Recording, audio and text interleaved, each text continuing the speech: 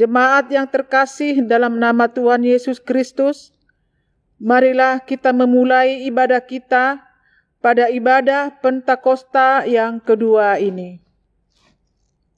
Kita bernyanyi dari buku nyanyian nomor 102 ayat 1.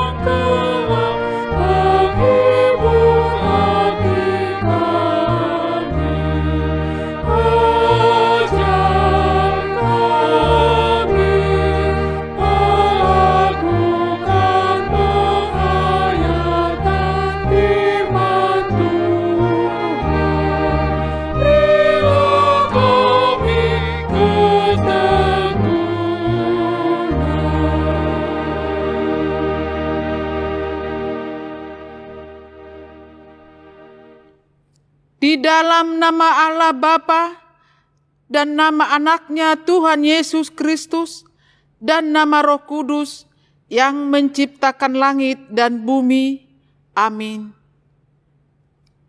Demikianlah firman Tuhan.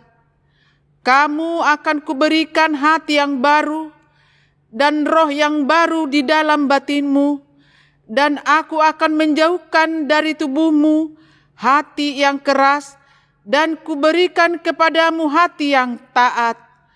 Rohku akan kuberikan diam di dalam batinmu, dan aku akan membuat kamu hidup menurut segala ketetapanku, dan tetap berpegang pada peraturan-peraturanku, dan melakukannya. Haleluya.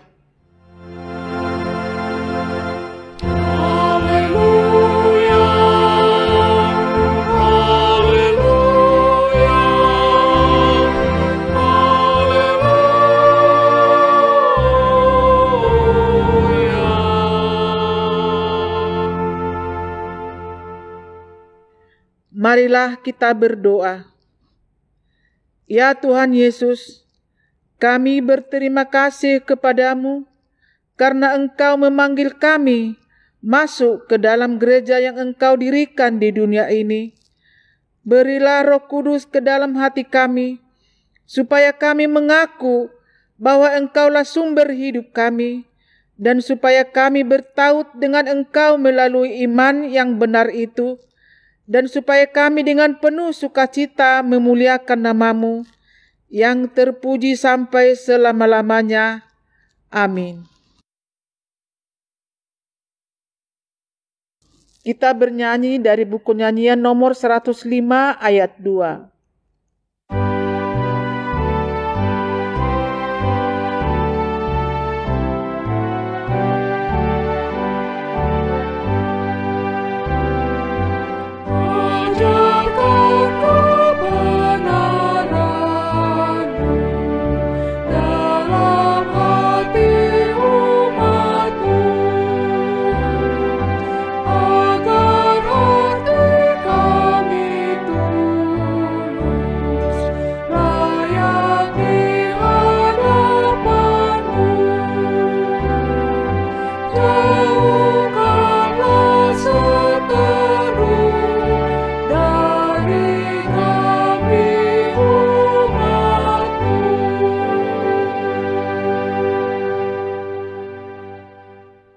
Dengarlah hukum Tuhan, titah pertama sampai dengan titah ke-10. Titah pertama. Akulah Tuhan Allahmu, seru Tuhan kita, tidak boleh ada Allah lain kecuali aku. Titah yang kedua. Jangan perbuat bagimu patung yang menyerupai apapun yang ada di langit, atau yang ada di bumi, atau yang ada di dalam air, untuk disembah atau bertakwa kepadanya. Titah ketiga. Jangan menyebut nama Tuhan Allah dengan sembarangan, karena Allah akan menghukum orang yang menyalahgunakan namanya. Titah keempat. Ingatlah dan sucikanlah hari yang dikuduskan itu. Lakukanlah segala pekerjaanmu di dalam 6 hari. Tetapi pada hari yang ke-7 ialah Sabat bagi Allah Tuhanmu. Engkau tidak boleh bekerja pada hari itu, juga anakmu laki-laki atau perempuan, pembantumu laki-laki atau perempuan, ternakmu atau orang lain yang berada di tempat kediamanmu.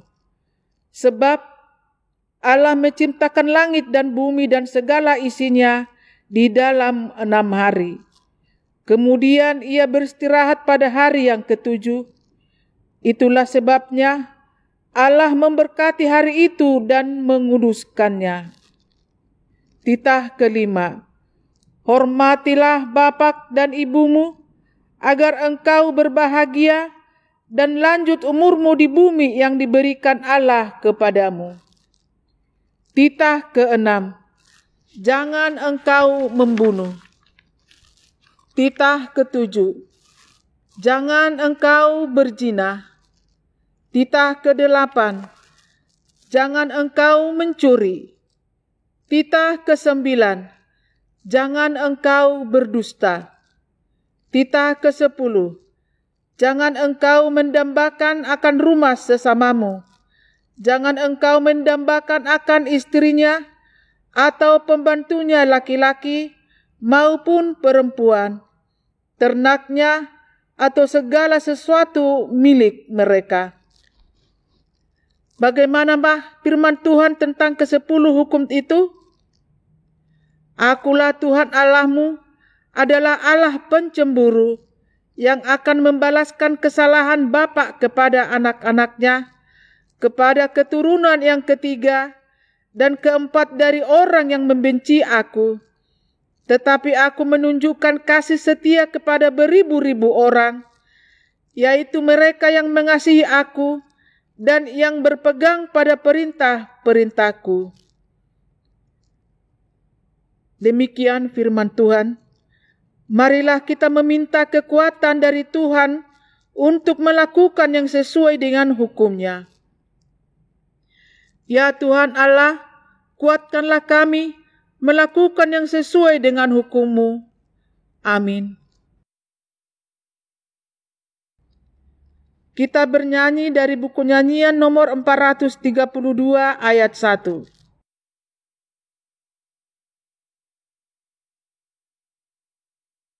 Marilah kita merendahkan diri di hadapan Tuhan untuk mengaku dosa kita. Kita berdoa. Ya Tuhan Allah Bapa, Tuhan kami Yesus Kristus, Engkaulah Allah yang Maha Kuasa, Pencipta segala sesuatu. Engkau adil, menghakimi semua orang. Kami datang ke hadapan-Mu, mengaku segala dosa kami yang kami lakukan karena melanggar hukum-Mu, baik melalui perkataan kami yang tidak benar, maupun karena nafsu keinginan duniawi yang selalu mempengaruhi kami. Kami patut mendapat murka Tuhan akibat dosa kami itu, tetapi Engkau adalah Tuhan pengasih dan penyayang. Kasihanilah kami, ampunilah segala dosa-dosa dan kesalahan kami di dalam anak-Mu Tuhan Yesus Kristus. Karuniakanlah kami Roh Kudus, agar kami setia mengikuti Engkau di dalam kebenaran dan kekudusan, dan memperoleh hidup yang kekal yang Tuhan janjikan bagi setiap orang yang percaya kepada Anak-Mu, Yesus Kristus dan Juru Selamat kami. Amin. Dengarkanlah dan terimalah janji Tuhan tentang pengampunan dosa-dosa kita. Hanya sesaat lamanya aku meninggalkan engkau, tetapi karena kasih sayang yang besar, aku mengambil engkau kembali. Dalam murka yang meluap, aku telah menyembunyikan wajahku terhadap engkau sesaat lamanya, tetapi dalam kasih setia abadi, aku telah mengasihi engkau. Firman Tuhan penebusmu. Kemuliaan bagi Allah di tempat yang maha tinggi. Amin. Kita bernyanyi dari buku nyanyian nomor 475 ayat 3.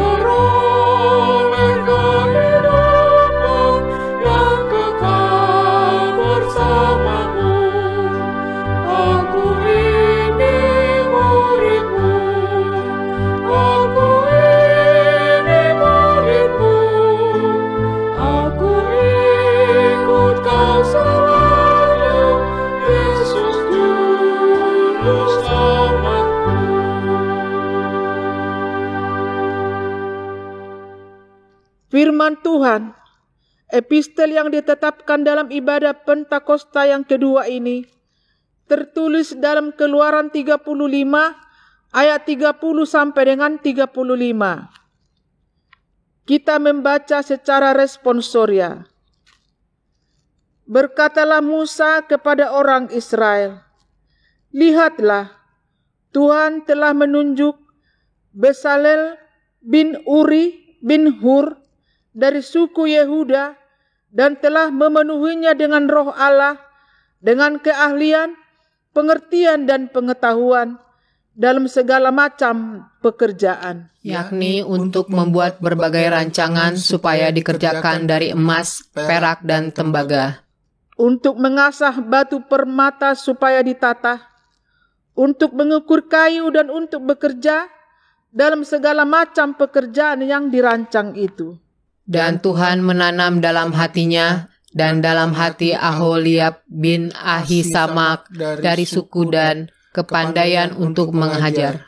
Ia telah memenuhi mereka dengan keahlian untuk membuat segala macam pekerjaan seorang tukang, pekerjaan seorang ahli, pekerjaan seorang yang membuat tenunan yang berwarna-warna dari kain ungu tua, kain ungu muda, kain kirmizi, dan lenan halus, dan pekerjaan seorang tukang tenun, yakni sebagai pelaksana segala macam pekerjaan dan perancang segala sesuatu. Demikian firman Tuhan. Berbahagialah orang yang mendengar firman Allah, serta memeliharanya. Amin. Kita bernyanyi dari buku nyanyian nomor 467 ayat 2.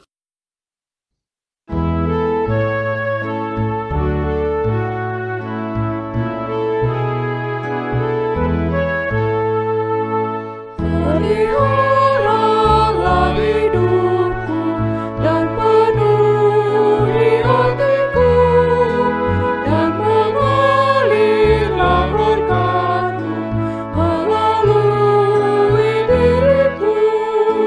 Tinggallah dalam hatiku, Roh-Mu memenuhiku. Pergunakanlah hidupku untuk melayani-Mu.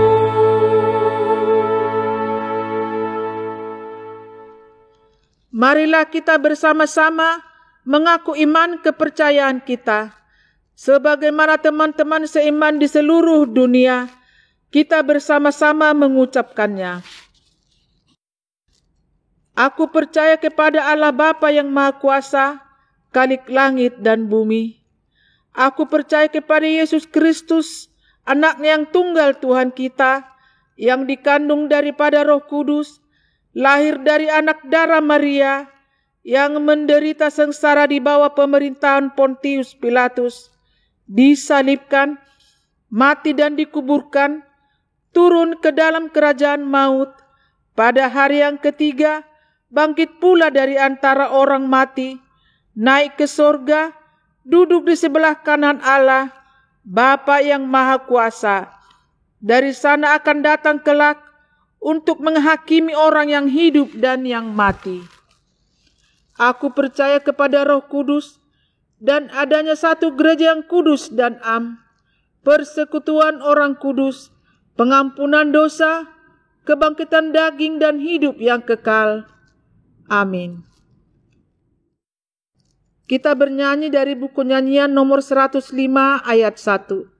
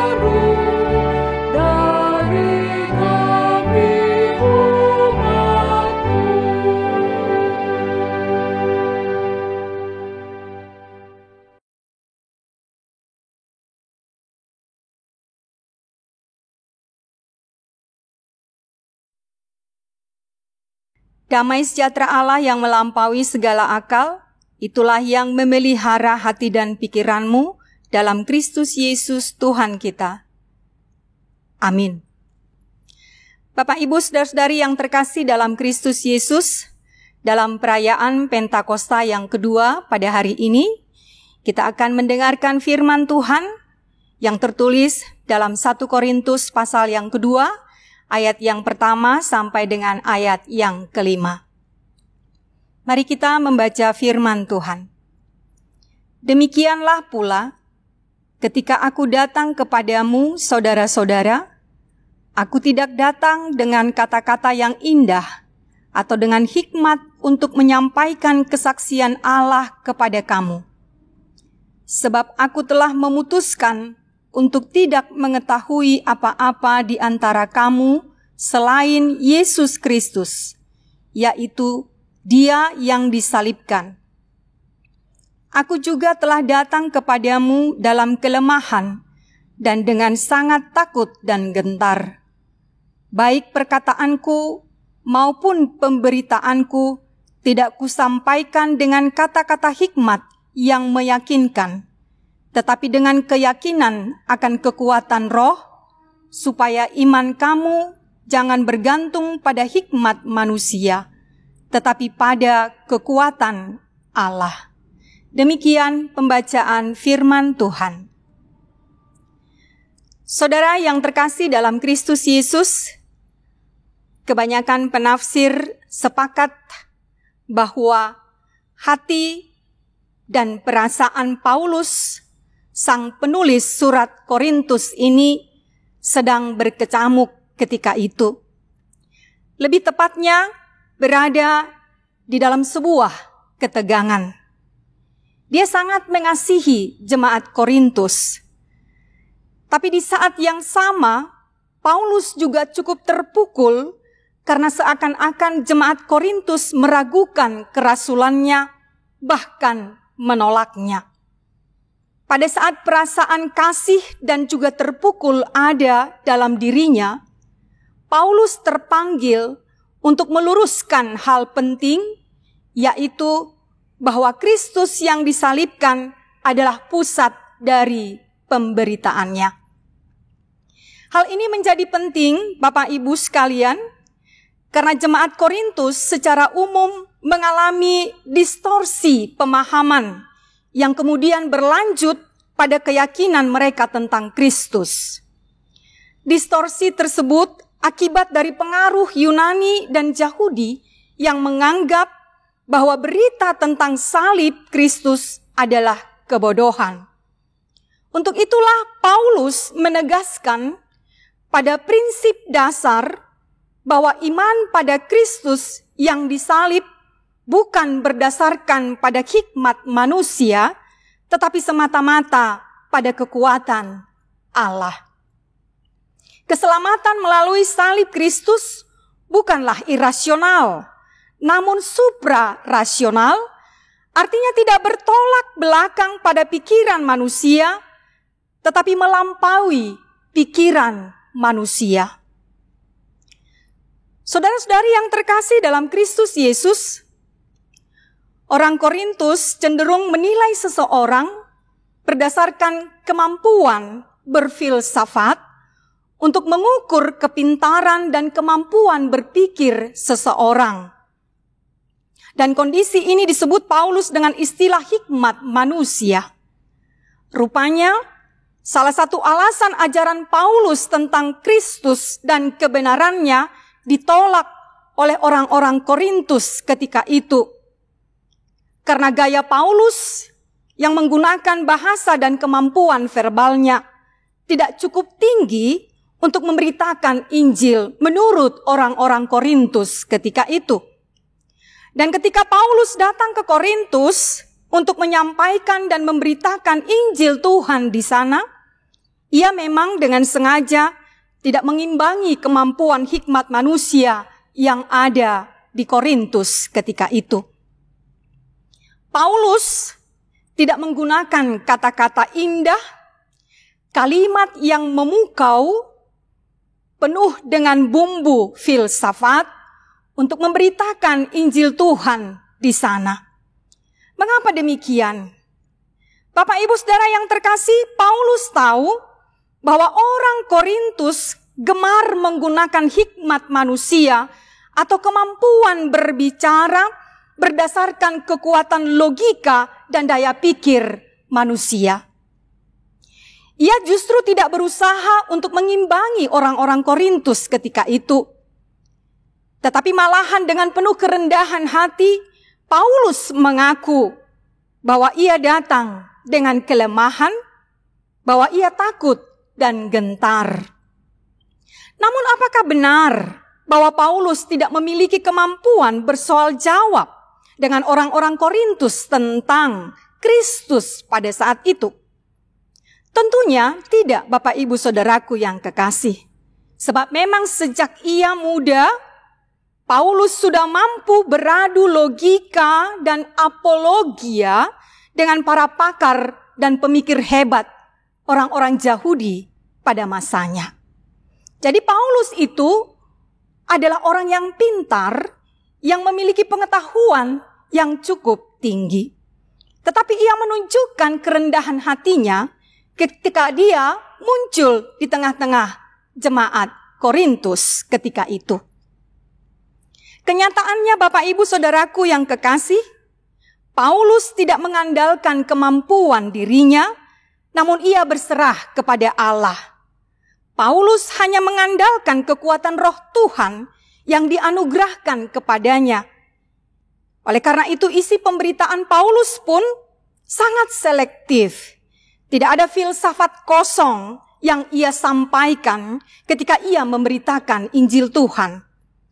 Namun pusat dan inti berita yang disampaikan oleh Paulus adalah bertumpu atau berpusat pada Yesus Kristus. Saudara-saudari yang terkasih dalam Kristus Yesus, dari prinsip Paulus ini kita belajar tentang bagaimana Rasul Paulus membangun kehidupan iman yang berpusat pada Kristus.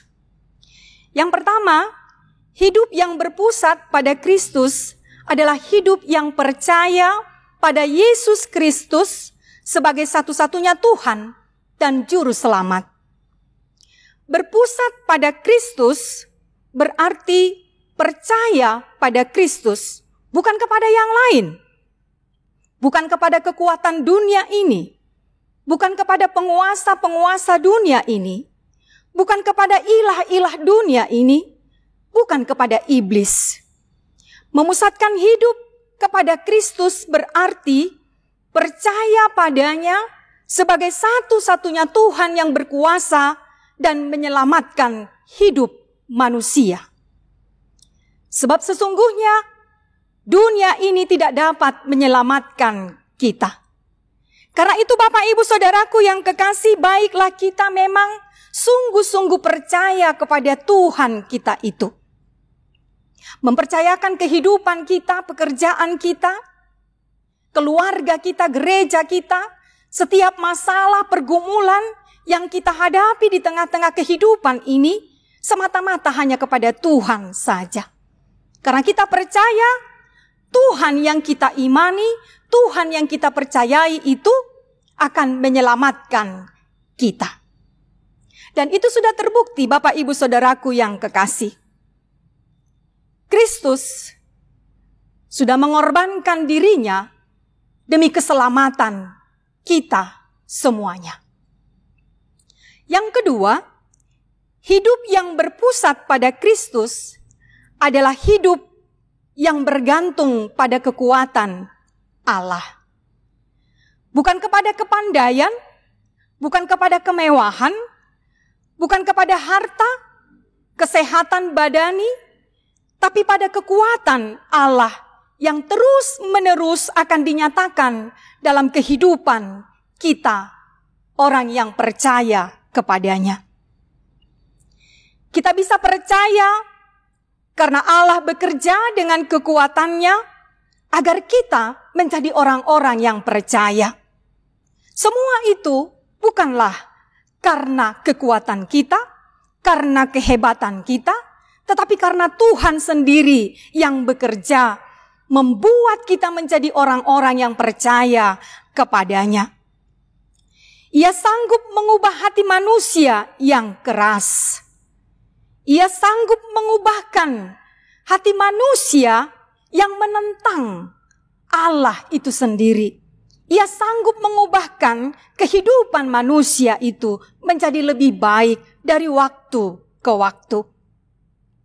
Memusatkan hidup pada Kristus berarti bergantung pada kuasanya yang terus-menerus ada dan tidak berubah.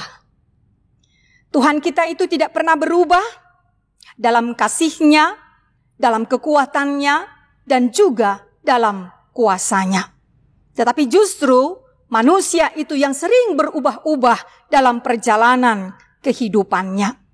Oleh karena itu Bapak Ibu Saudaraku yang kekasih, hari ini kita diberitahukan, diingatkan, agar memang kita sungguh-sungguh bergantung kepada kekuatan Allah semata-mata.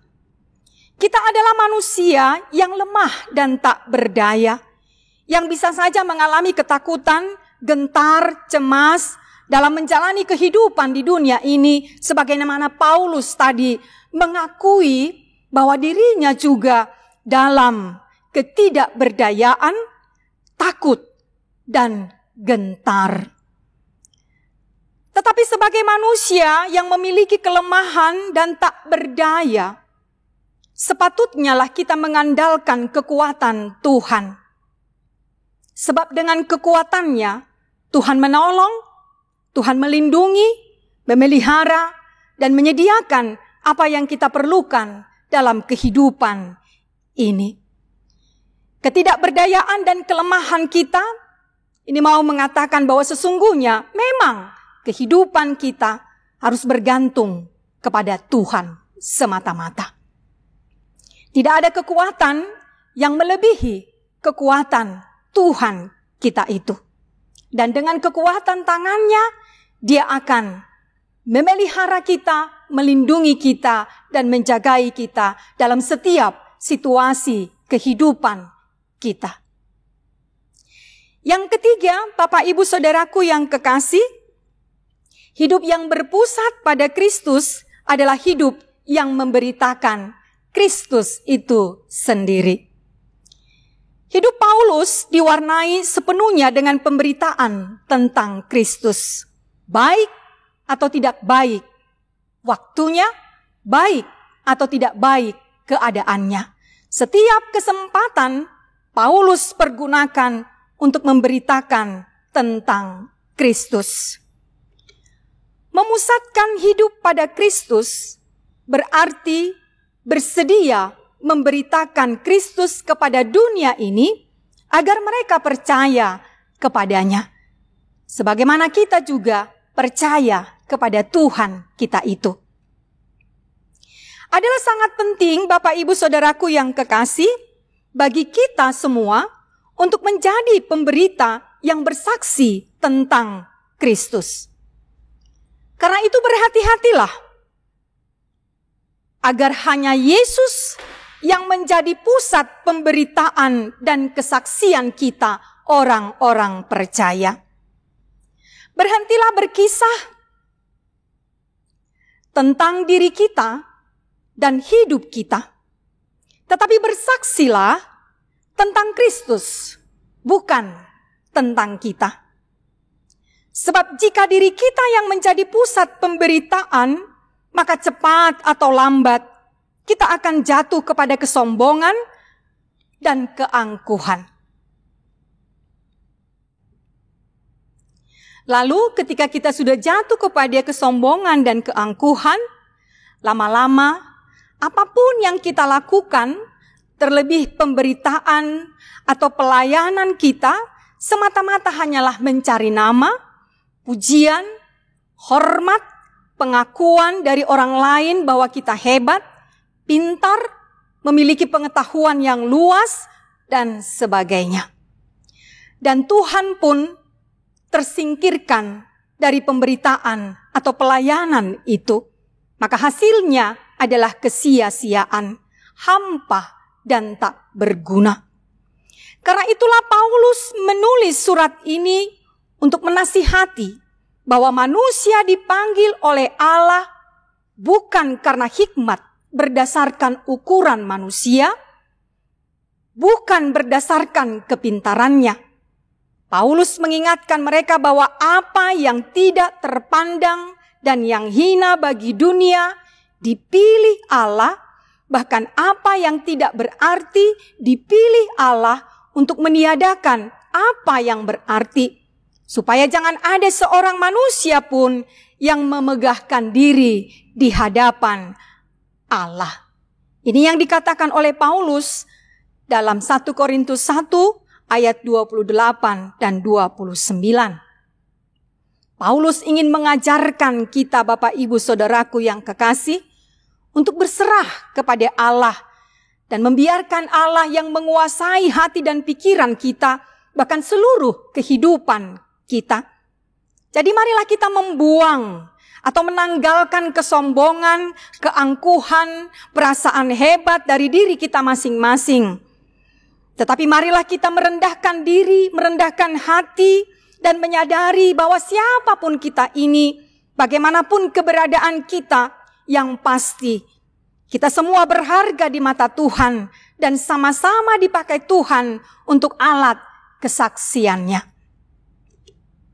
Dan yang terakhir Bapak Ibu Saudaraku yang kekasih, dalam peringatan hari turunnya Roh Kudus ini, Pentakosta yang kedua ini, hendaknyalah kita bersedia untuk dipimpin oleh Roh Kudus dalam kehidupan kita sehari-harinya.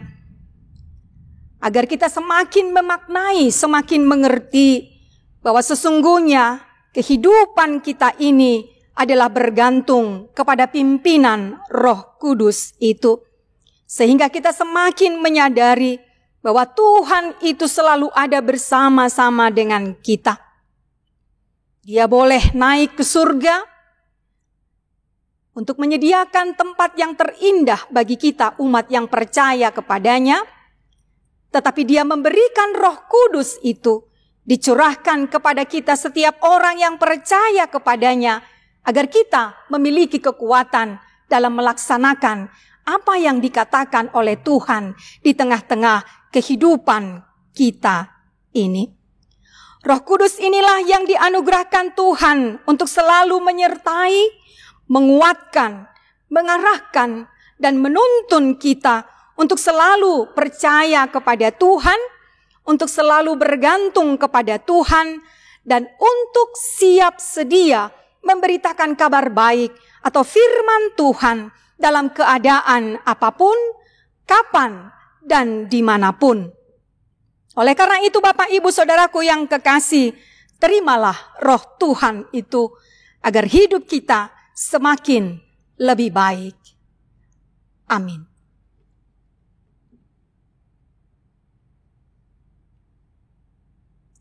Marilah kita berdoa. Kami mengucap syukur kepadamu Bapa dalam surga, karena Engkau memberikan kesempatan dan waktu yang baik bagi kami untuk boleh beribadah, merayakan Pentakosta yang kedua, hari turunnya Roh Kudus yang Engkau curahkan kepada kami, orang yang percaya kepadamu. Kami sudah Engkau tuntun untuk mendengarkan kebenaran firman-Mu yang mengingatkan kami untuk selalu mengutamakan Tuhan dalam kehidupan kami, menyadari kelemahan dan ketidakberdayaan kami sebagai manusia, sehingga kami hanya percaya kepadamu dan selalu bergantung kepadamu, sehingga kami juga memperoleh kekuatan dengan Roh Kudus yang Engkau curahkan itu menjadi saksi-saksimu di tengah-tengah kehidupan kami. Terima kasih Bapa dalam surga. Biarlah Roh Kudus itu yang selalu memimpin kehidupan kami hari lepas hari, sehingga hidup kami semakin baik dan semakin berguna bagi Tuhan. Amin. Marilah kita bernyanyi dan mengumpulkan persembahan kita.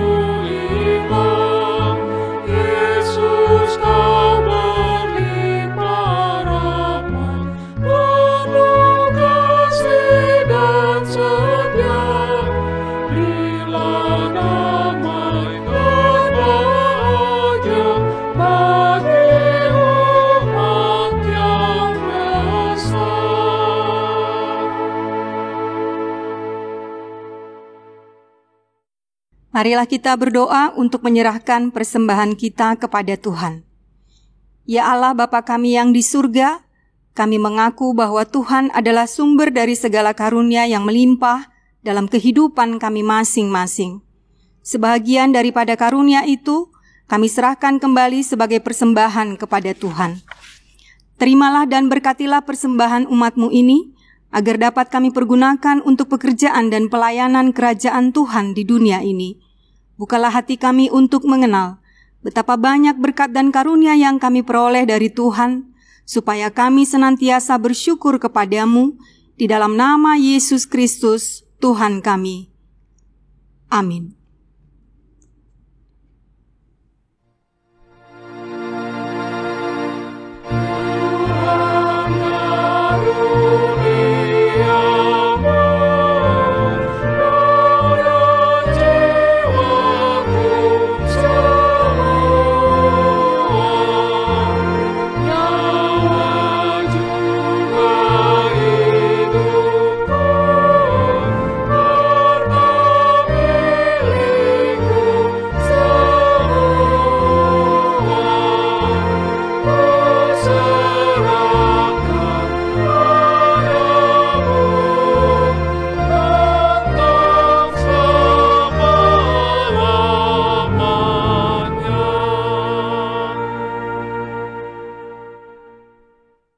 Bapa kami yang di surga, dikuduskanlah namamu, datanglah kerajaan-Mu, Jadilah kehendak-Mu di bumi seperti di surga. Berikanlah kami pada hari ini makanan kami yang secukupnya, dan ampunilah kami akan kesalahan kami, seperti kami juga telah mengampuni orang yang bersalah kepada kami.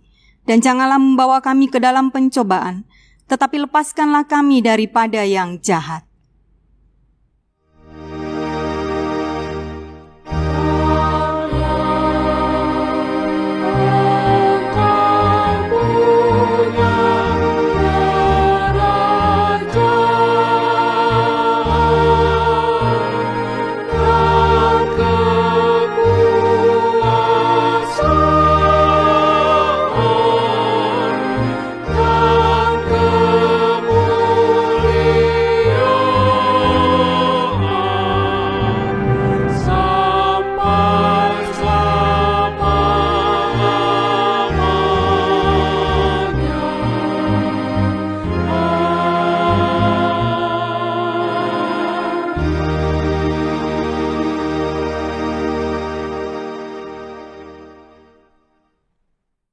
Terimalah berkat Tuhan. Tuhan memberkati engkau dan melindungi engkau. Tuhan menyinari engkau dengan wajah-Nya dan memberi engkau kasih karunia. Tuhan menghadapkan wajah-Nya kepadamu dan memberi engkau damai sejahtera.